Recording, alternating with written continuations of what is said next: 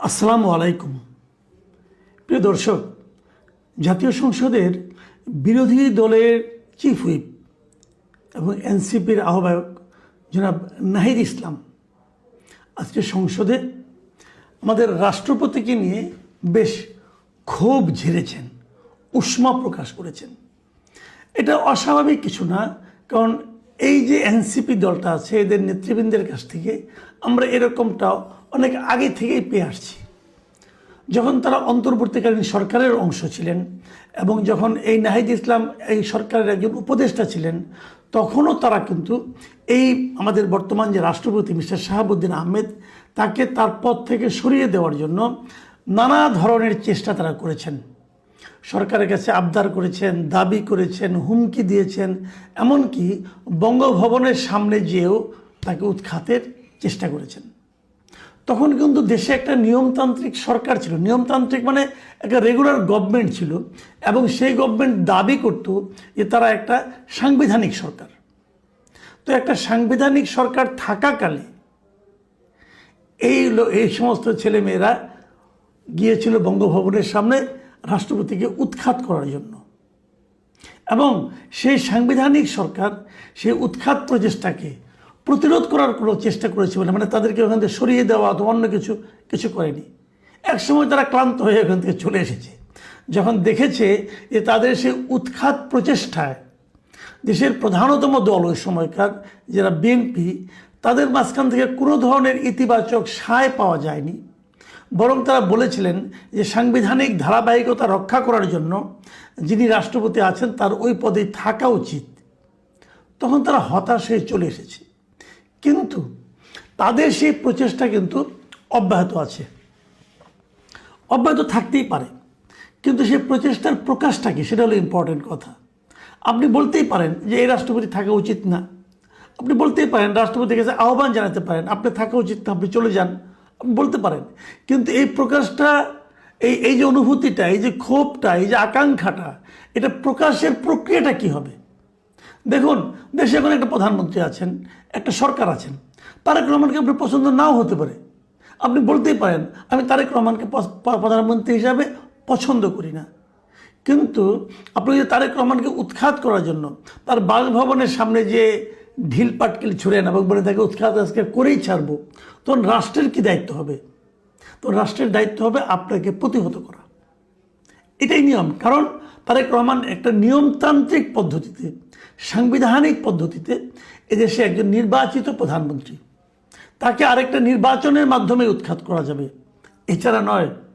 এছাড়া আপনি করতে পারেন যদি সারা দেশের মানুষকে ঐক্যবদ্ধ করে, সারা দেশের মানুষের ক্ষোভ নিয়ে আন্দোলন তৈরি করে আপনি যদি করতে পারবেন, যেমনটা নাকি শেখ হাসিনাকে করা হয়েছিল, যেমনটা নাকি এরশাদকে করা হয়েছিল, সেইভাবে আপনি করেন পারলে, যদি ক্ষমতা থাকে। না হলে আপনি তো এরকমভাবে মানে যা তা বলে গালাগালি করতে পারেন না ভাই। কিন্তু নাহিদ ইসলাম সাহেব এই কাজটা করেছেন জাতীয় সংসদে বসে দাঁড়িয়ে। জাতীয় সংসদ কিন্তু একটা পবিত্র জায়গা, সেই জায়গায় দাঁড়িয়ে আপনি যেভাবে কথা বলেছেন সে কথাগুলো আমি বলবো, একটু আপনাদেরকে আমি শোনাবো। আপনারা নিশ্চয়ই মধ্যে পড়েছেন, তারপর আমি একটু শোনাবো, কারণ তার কিছু কিছু বাক্যকে আমি একটু বিশ্লেষণ করার চেষ্টা করব। উনি যে প্রক্রিয়া করেছেন সে প্রক্রিয়া আমি মনে করি উনি কাজটা ঠিক করেননি, এটা শোভন হয়নি। কারণ মাথায় রাখতে হবে এই জিনিসগুলো কিন্তু একসময় ডকুমেন্ট হয়ে থাকবে। আজকে থেকে 30 বছর, 40 বছর, এমনকি 100 বছর পরেও সংসদে কে কী বলেছেন সেগুলো ডকুমেন্ট হয়ে থাকে। ওনার কথার মধ্যে যুক্তি কতটুকু আছে দেখুন। উনি রাষ্ট্রপতির এই যে অধিবেশনটা চলছে, এটা রাষ্ট্রপতি একটা ভাষণ দিয়েছেন। রাষ্ট্রপতি ভাষণ দেন, সংসদ যখন বসে, প্রথম যখন অধিবেশনটা বসে সেই অধিবেশনে উনি একটা ভাষণ দেন। এবং প্রতি বছরের শুরুতে যখন একটা অধিবেশন বসবে, যেমন আগামী বছর যদি জানুয়ারিতে কোনো অধিবেশন বসে, অথবা 2027 সালে প্রথম যেদিন অধিবেশন বসবে, সেটা জানুয়ারিতে হোক, ফেব্রুয়ারিতে হোক, যখনই হোক, সেই অধিবেশনে রাষ্ট্রপতি একটা ভাষণ দেবে। সেই ভাষণে কি থাকে সাধারণত? সেই ভাষণে থাকে দেশের বর্তমান অবস্থা, এই সরকারের অবস্থা, সরকার কি করছে না করছে এগুলি সম্পর্কে তিনি একটা ধারণা জনগণকে দেন, সংসদকে দেন। এবং বলাই বাহুল্য, এই ভাষণটা উনি নিজে লেখেন না, এই ভাষণটা সরকার লিখে দেয়। মানে আমাদের দেশে যে রাষ্ট্রপতির যে ক্ষমতা, সেই ক্ষমতা অনুযায়ী রাষ্ট্রপতির ভাষণটাও সরকারের পক্ষ থেকে লিখে দেওয়া হয়, উনি যে কেবল আনুষ্ঠানিকতার মাধ্যমে পড়েন জিনিসটা। আমাদের এই প্রথম অধিবেশনে এই ভাষণটা দেওয়ার পর যারা সংসদ সদস্য থাকেন এরা সবাই পর্যায়ক্রমিকভাবে এই রাষ্ট্রপতির ভাষণের উপর ধন্যবাদ প্রস্তাবে নিয়ে আলোচনা করেন। আমাদের নাহিদ ইসলাম সাহেব কী করেছেন, উনি প্রথমেই বলেছেন আমি রাষ্ট্রপতি প্রেসিডেন্ট শাহাবুদ্দিনের বক্তব্য আমি শুনিনি। তো শুনেন না তো দাঁড়াইছেন কেন? আপনি যে ভাষণ শুনেননি সেই ভাষণের উপর আনা ধন্যবাদ প্রস্তাবের আলোচনা দাঁড়িয়েছেন কেন? আপনার দাঁড়ানোর কোনো আপনি তো শুনেনি না এটা। এবং তারপরে উনি আরও বলেছেন যে এ নিয়ে আমার বলার কোনো আগ্রহ নাই। তো আগ্রহ নাই তো খারাই গেছেন কেন ভাই? তো আগ্রহী নেই, চুপচাপ থাকেন, বলেন এই ভাষণ আমি শুনি নাই, এটি নিয়ে আমি কোনো আলোচনা করবো না। আপনি তো বলবেন যে উনি তো ওয়ার্কআউট করেছেন, হ্যাঁ ওয়ার্কআউট করেছেন, কিন্তু ওয়ার্কআউট করার পর যে জিনিসটা হয়, আমাদের যে অভিজ্ঞতা আর কি, ওয়ার্কআউট করার পর ওরা কিন্তু ওই এলাকা ছেড়ে চলে যান না। ওয়ার্কআউট করার পর ওনারা যার যার কক্ষে যেয়ে বসেন, ওখানে তো বিরোধী দলের একটা কক্ষ আছে, ওখানেও কিন্তু লাউড স্পিকারে সংসদের ভেতরে কী চলছে সব ওখানে শোনা যায়। তো উনি তো শুনেছেন, হয়তো প্রতিবাদ শুরু কিন্তু ওয়ার্কআউট করেছেন। সেই প্রতিবাদটা কেন কী কারণে আমার কাছে এখনও বোধগম্য হয় নাই। যখন ওরা করেছেন, করতেই পারেন, এটা একটা সংসদীয় রীতি। কিন্তু আপনি যেটা নিয়ে শুনেন নাই সেটা নিয়ে আলোচনা করার জন্য দাঁড়িয়েছেন কেন? উনি বলার চেষ্টা করেছেন এই রাষ্ট্রপতি খুবই মন্দ এবং তার কিছু কুকীর্তি উনি হাউজের সামনে তুলে ধরতে চান বলে উনি দাঁড়িয়েছেন। ওকে, উনি কী কী কুকীর্তির কথা বলেছেন সেটা একটু বলি। ওনার ভাষায় উনি বলেছেন যে এই শাহাবুদ্দিনকে, মানে নাম ধরে বলেছেন ভাই নামটা একটু বললো, কিন্তু বয়সেও আপনার বাপদাদার সমান হবে, বাপের সমান হবে, তাই না? একটা বয়স্ক লোককে সম্মান করুন। আচ্ছা, শাহাবুদ্দিনকে দুদকের কমিশনার করা হয়েছিল 3টি অ্যাসাইনমেন্ট দিয়ে। অ্যাসাইনমেন্ট 3টা কী কী? খালেদা জিয়া ও তারেক রহমানকে দুর্নীতির অভিযোগে শাস্তি নিশ্চিত করা, পদ্মা সেতু দুর্নীতির অভিযোগ থেকে আওয়ামী লীগকে ক্লিনচিট দেওয়া, মঈনুদ্দিন ফখরুদ্দিনের আমলে আওয়ামী লীগের বিরুদ্ধে হওয়া দুর্নীতির মামলা থেকে শেখ হাসিনা ও আওয়ামী লীগ নেতাদের মুক্তি দেওয়া। এই 3টা কাজ শাহাবুদ্দিন সাহেব করেছেন। এই 3টা কাজের সঙ্গে আর কেউ জড়িত ছিলেন না। পুরো দায় আপনি শাহাবুদ্দিন আহমেদকে দিয়ে দিলেন। শাহাবুদ্দিন আহমেদকে পুরো কাজগুলো করার মতো অবস্থানে তখন ছিলেন। দুদকের পরিচালকের হাতে কতটুকু ক্ষমতা থাকে? দুদকের একজন চেয়ারম্যানও তো থাকে, একজন চেয়ারম্যান থেকে আরও বেশ কয়েকজন পরিচালক থাকে। উনি এককভাবে ক্ষমতার অধিকারী ছিলেন, ধরলাম ছিলেন। যদি অন্যায় হয়ে থাকে ওনার বিচার করবেন, আপনি ওনার বিরুদ্ধে মামলা করবেন। কিন্তু সমস্যা হলো উনি যতক্ষণ প্রেসিডেন্ট থাকবেন তখন তো মামলা করতে পারবেন না। ঠিক আছে, প্রেসিডেন্ট পদে চলে যাওয়ার পর মামলা হবে, কিন্তু এই ধরনের অপরাধ আপনি আর যেগুলো আপনি বলেছেন তো আপনার অভিযোগ একটাও তো প্রমাণিত না। ওনাকে যে এই 3টা অ্যাসাইনমেন্ট দেওয়া হয়েছিল আপনি কোথায় শুনছেন? কোনো প্রমাণ আছে আপনার কাছে? নাই তো। এরকম অভিযোগ তো আপনার যে নেতা তাদের বিরুদ্ধেও আছে, আপনার বিরুদ্ধেও আছে। যে ডক্টর ইউনূসের সঙ্গে আপনি ছিলেন, ডক্টর ইউনূসের বিরুদ্ধেও আছে। তাহলে ডক্টর ইউনূস যখন প্রধান উপদেষ্টা হন তখন তো তিনি অলরেডি কনভিক্টেড, এবং সেই মামলা, যে মামলা তার বিরুদ্ধে কনভিকশন হয়েছে, উনি সেই মামলার ক্ষতি, মানে যে সাজা হয়েছিল উনি সাজা উনি দিয়েও দিয়েছেন। মানে জেল কাটেন নাই, যে ক্ষতিপূরণ ওনার কাছে চাওয়া হয়েছিল উনি সেটা দিয়েও দিয়েছেন। তার মানে উনি নিজের অপরাধ স্বীকার করেছেন। তখন তো আপনার কোনো ঝামেলা হয় নাই ভাই।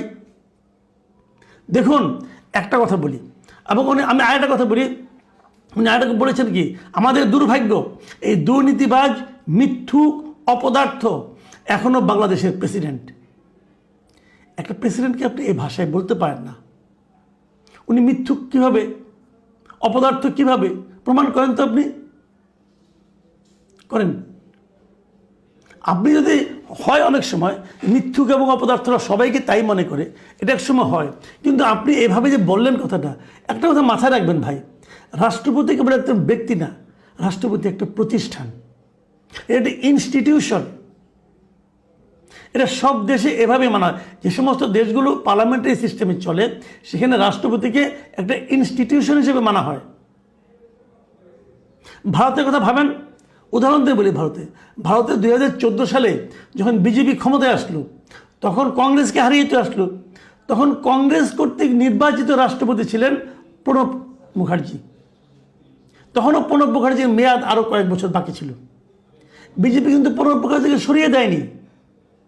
প্রণব মুখার্জি ওনার পুরো মেয়াদ শেষ করে তারপরে নেমেছেন। এবং তখন কিন্তু প্রণব মুখার্জি কংগ্রেসের হয়ে আন্দোলন করেন নাই, কারণ বাংলাদেশে এবং পৃথিবীর সব দেশেই মানে এই সমস্ত আপনার পার্লামেন্টারি সিস্টেম গণতন্ত্রে রাষ্ট্রপতি একজন নির্দলীয় লোক, যে কারণে রাষ্ট্রপতি হওয়ার আগে ওনাকে সকল দলের সঙ্গে তার সম্পর্ক ছেদ করে আসতে হয়। এবং আমাদের এই রাষ্ট্রপতিও কিন্তু উনি আগে আওয়ামী লীগের সঙ্গে ছিলেন, উনি আওয়ামী লীগের সঙ্গে সম্পর্কে ছেদ করে এসেছেন।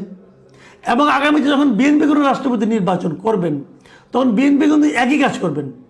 হয়তো উনি ওনার দলের কোনো সিনিয়র লিডারকে রাষ্ট্রপতি বানাতে চাইবেন, কিন্তু ওই সিনিয়র লিডার কিন্তু রাষ্ট্রপতি ইলেকশন করার আগ মুহূর্তে, নমিনেশন সাবমিট করার আগ মুহূর্তে ওনার দল থেকে পদত্যাগ করে নমিনেশন সাবমিট করতে হবে। এটাই নিয়ম। এখন তারও বিরুদ্ধে কোনো অভিযোগ থাকতে পারে। এখন তার অভিযোগ থাকলে সেটা নিয়ে আপনি এবার আলোচনা করবেন। একটা লোককে তো আপনাকে ছাড় দিতে হবে ভাই। দেখেন রাষ্ট্রপতি কে, আমি একটু বলে শেষ করি। বাংলাদেশে যে সংবিধান আছে এখন পর্যন্ত, যেহেতু নতুন সংবিধান এখন হয়নি, সংবিধান সংশোধিত হয়নি, পরিবর্তনও হয়নি, কাজে আমরা ওই সংবিধানটাই মানব। এবং আগের যে ইউনূস সরকার তারাও এই সংবিধানটাকে মেনেছেন বলে দাবি করেছেন, বাট মানেন নেই, আসলে অনেক ফাঁকিঝুঁকি মারছেন। যাও, সে আলোচনা যাচ্ছি না। আমাদের এই সংবিধানের 48-এর 2 অনুচ্ছেদে কী বলা হয়েছে? বলা হয়েছে রাষ্ট্রপ্রধান রূপে রাষ্ট্রপতি রাষ্ট্রের অন্য সকল ব্যক্তির ঊর্ধ্বে স্থান লাভ করিবেন। মানে উনি কিন্তু নাহিদ ইসলামের লেভেলের লোক না রে ভাই। উনি সকল এই দেশে যত লোক আছে সকলের উপরে ওনার স্থান। আপনি সকলের উপরে যার স্থান, তাকে আপনি গালাগাল করছেন নিচে বসে বসে।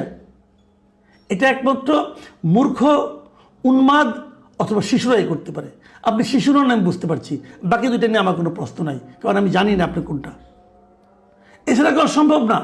আচ্ছা ঠিক আছে, আপনি দাবি করছেন রাষ্ট্রপতিকে সরাই দিতে হবে, দেন সরাইয়া কোন আইনে দিবেন?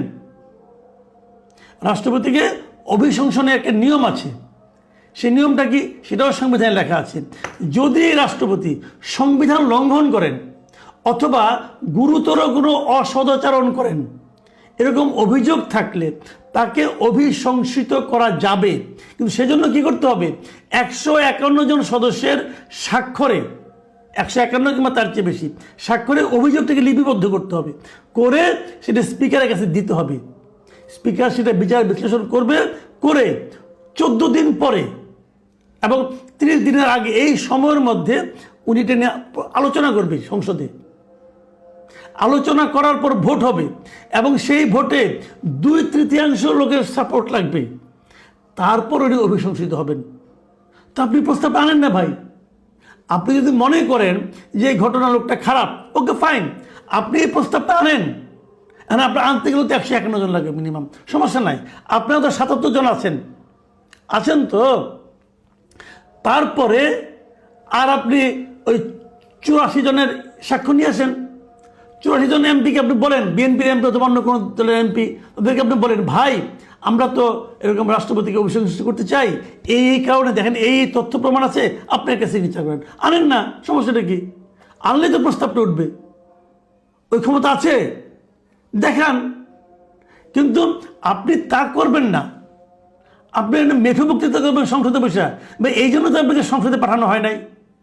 সংসদে 5টা মিনিট কথা বললে যে পরিমাণ খরচ হয়, সেই খরচ করে এখতিয়ার তো আপনার নাই এইভাবে অপচয় করার। তো এইগুলি কেন? রাষ্ট্রপতিকে আপনি আরেকটা কারণে অপসারণ করতে পারেন, যদি তার শারীরিক বা মানসিক অসামর্থ্য প্রমাণিত হয়। আবার সেই অভিযোগ খেলে তুললেই হবে না, সেই অভিযোগ তুলতে হবে। তুললে পরে স্পিকার করবে কি, একটা মেডিকেল বোর্ড গঠন করবে। সেই মেডিকেল বোর্ডে রাষ্ট্রপতিকে আসতে বলবে, আপনি এখানে আসেন। মেডিকেল বোর্ড ওনাকে পরীক্ষা নিরীক্ষা করবে, করে যদি মনে করে যে উনি শারীরিক বা মানসিকভাবে অসামর্থ্য, কেবল তাহলেই এটাকে উনি আলোচনা করবেন এবং সংসদে তুলবেন। সংসদে তখন যদি 2/3 ভোট হয়, তখন উনি ওনার বিরুদ্ধে যায়, তখন উনি অপসারিত বলে বিবেচিত হবেন। ভাই এত সহজ না রে ভাই, এটা কি ওই পাইছেন নাকি, রাজু পাইছেন, রাজু চত্বর পাইছেন? আপনাকে সংসদে পাঠানো হয়েছে এগুলি করার জন্য? রাষ্ট্রপতি, আবারও বলছি, রাষ্ট্রপতি একটা প্রতিষ্ঠান, ব্যক্তিটার কথা খেয়াল করে লাভ নাই। এখন বিএনপি, আপনার কথা অনুযায়ী বিএনপি উত্তর দেবে, হ্যাঁ ঠিক আছে আমরা করবো। তো বিএনপি এর মধ্যে এই দুটার মধ্যে কোনো একটা ধারণা তো তাকে দিতে হবে। অথচ দেখেন, আপনারা যেরকম গোয়ার্তুমি করেন, রাষ্ট্রপতি নিজে কি বলেছেন? উনি কিন্তু একবার রয়টার্সের একটা ইন্টারভিউতে বলেছিলেন, যদি বিএনপি চায়, যদি বিএনপি মনে করে তারা এই রাষ্ট্রপতিকে রাখতে চায় না, অথবা এই রাষ্ট্রপতির সঙ্গে কাজ করতে অস্বাচ্ছন্দ্য বোধ করছে, যদি এরকম চায় বিএনপি, তাহলে উনি নিজের থেকে পদত্যাগ করবেন। ভাই, এই যে সৌজন্যতা, এই যে ভদ্রতা, এটা বোঝার মতো ক্ষমতা মনে হয় আপনাদের নাই। চিৎকার চেঁচামেচি করে কাজ হয় না। একটা সিস্টেমে দেশ চলে, সংবিধান অনুযায়ী দেশ চলে, একটা নিয়মে চলে। আপনার ওই চিৎকার চেঁচামেচিতে দেশ চলবে না। আমার কথাগুলো তো রুড হয়ে যাচ্ছে, কিন্তু এটাই বাস্তবতা। হতে পারে আপনি বলবেন যে না এটা আমার রাজনীতি, হ্যাঁ তাও হতে পারে, হয়তো এটাই আপনার রাজনীতি, এটাই আপনার অস্বাচ্ছন্দ্য বোধ করেন আপনি, এতে হতে পারে। কিন্তু এই রাষ্ট্রপতি যখন নাকি আপনার শপথ নিতে হয়, তখন কিন্তু এই রাষ্ট্রপতির কাছে শপথ নিতে আপনার কোনো আপত্তি ছিল না। বন্ধু উপদেষ্টা হয়েছিলেন এই রাষ্ট্রপতির আন্ডারে, এই রাষ্ট্রপতির কাছে শপথ নিয়েছিলেন, নেন নাই? তখন বলতে পারতেন ওনার কাছে আমি শপথ নেব না, তা বলতে পারতেন না। ওটা বললে ওই উপদেষ্টার নরম চেয়ারটা পেতেন না। আমি ওনাদেরকে বলি, এএনসিপির লিডারদেরকে বলি, ভাই জীবনে কি হতে চেয়েছিলেন জানি না, কিন্তু কোনোদিন মন্ত্রী হবেন, মানে উপদেষ্টা হবেন, অথবা এত দ্রুত এমপি হয়ে যাবেন, এই চিন্তা আপনারা করেন নাই। একটা সময়, একটা স্রোত আপনাদেরকে এখানে এনে দিয়েছে, যা দিয়েছে সেটাকে সদ্ব্যবহার করার চেষ্টা করুন। অপব্যবহার করে মানুষের কাছে নিজের অবস্থানটাকে দুর্বল করে দিয়েন না। প্রিয় দর্শক, এখন এ পর্যন্তই। আল্লাহ হাফেজ।